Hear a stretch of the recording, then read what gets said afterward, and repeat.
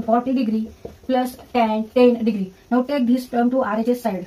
Therefore, tan 50 degree equal to tan 40 degree plus tan 10 degree plus tan 10 degree. Now tan 10 degree plus tan 10 degree equal to 2 tan 10 degree. इथे या दोन्हीची आपण addition केली. tan 10 in plus tan 10 means 2 tan 10 degree and it is equal to RHS side. Therefore, LHS equal to RHS.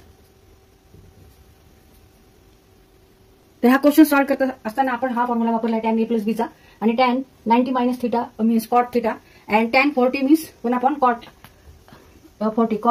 Tan 40 degree means 1 upon cot 40 degree. इथे आपण formula वापरला tan theta means 1 upon cot theta. Tan 50 degree means tan 90 minus 40 degree and tan 90 minus 40 degree plus tan b whole divided by 1 minus tan a tan b. तर इथे a equal to 45 degree आहे आणि b equal to 27 degree. tan a plus tan b divided by 1 minus tan a into tan b equal to tan a plus b जर असेल तर ह्याचा अर्थ काय होणार आहे? tan 45 degree plus tan 27 degree divided by 1 minus tan 45 into tan 27 is equal to tan a plus b means tan 45 degree plus 27 means 72 degree. तर हा क्वेश्चन सॉल्व करताना आपण ह्या फॉर्म्युलाचा वापर केला. tan a plus b equal to tan a plus tan b divided by 1 minus tan a tan b. तर हे तुम्हाला पाठ हवं. तसंच आपण tan 45 degree equal to 1 हे घेतलेलं आहे ह्याच्यामध्ये आणि tan means sin upon cos. tan theta equal to sin theta upon cos theta. तर इथे ह्या तीन टूल्सचा आपण उपयोग केलेला आहे.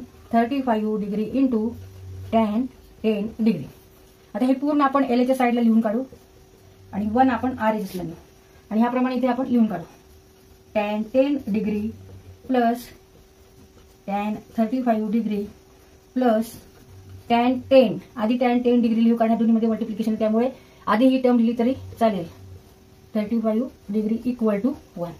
LHS equal to RHS. आता हा क्वेश्चन सॉल्व करताना आपण कोणते टूल्स वापरले, कोणते फॉर्म्युले, कोणते सूत्र वापरले तर tan a plus b equal to tan a plus tan b divided by 1 minus tan a into tan b आणि नंतर tan 45 इक्वल टू 1 आणि इथे आपण 45 का घेतलं तर 35 प्लस 10 आहे म्हणून इथे आपण 45 चा अँगल घेतला. And also tan 45 equal to 1 5a cos 5a and it is equal to RHS side. Therefore, LHS side of the equation equal to RHS side. LHS side equal to RHS side.